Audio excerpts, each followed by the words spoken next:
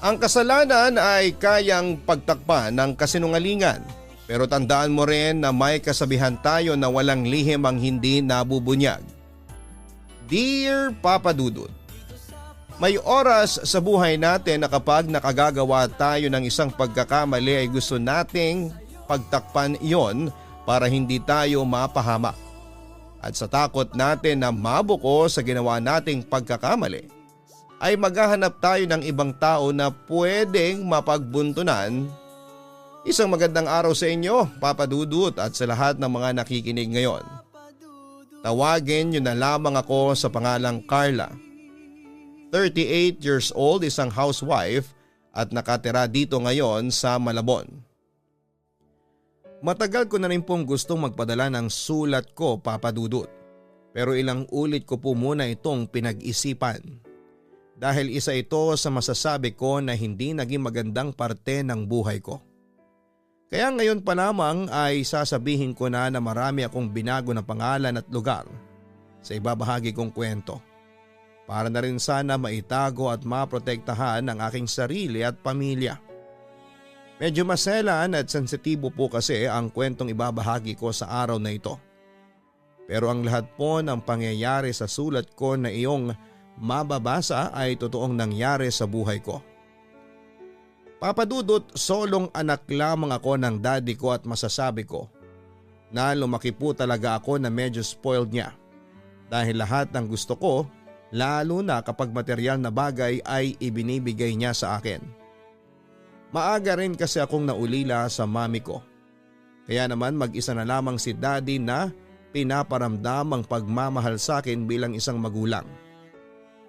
At dahil medyo spoiled nga po ako ay aaminin ko na hindi rin masyadong naging maganda ang ugali ko noon, Papa Dudut.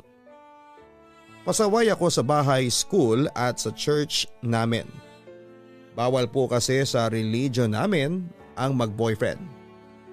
Kapag wala pa sa tamang edad o kaya ay hindi naman kasapi ng aming relihiyon. Pero mula high school hanggang college ay nakailang boyfriend na po ako. Siyempre lahat yun ay patago at hindi alam ng daddy ko. May mataas kasi siyang katungkulan sa simbahan namin. At ayoko na masira ang pangalan niya nang dahil lamang sa akin. Kaya naman lahat ng mga kalokohan ko ay ginagawa ko ng patago. Hanggang sa magkaroon kami ng bagong kasapi sa simbahan. Nung una sa pangalan ko lamang siya naririnig. Nelson ang pangalan niya. At madalas siyang ikwento sa akin ng kaibigan kong si Lori. Hanggang sa magkakilala na nga kami sa loob ng simbahan. Pagkatapos ng misa at talaga namang nagwapuhan na ako sa kanya noon. Kaya lang dead man naman sa kanya ang beauty ko, Papa Dudut. Grabe Lori, ang gwapo pala talaga ng Nelson na yon. Bulalas ko nang makaalis si Nelson sa kinakatayuan namin. Sabi ko naman sa iyo kaya lang medyo suplada yan kasi solong anak lang tapos sila na lang ng nanay niya ang magkasama. Ang alam ko pa working student siya tapos active pa dito sa mga service at activity ng church natin. Kaya ayan medyo seryoso talaga yan sa buhay niya. Pagkukwento pa ni Lori. Alam mo yan talaga mga tipo ko ng lalaki. Yung kunwaring suplado at seryoso pero nasa loob naman ang kulo. Ang wika ko. Talaga ba? Kaya lang mukhang hindi ka type Kita mo nga hindi man lang nakipag-shake hand sa'yo. Pangaasar niya. Nahihiya lang yun. Pero ramdam ko na type niya rin ako. Gusto mo magpustahan pa tayo. In 1 month, boyfriend ko na yung si Nelson. Paghahamon ko sa kanya. Sige ba, pupusta ako ng 1,000.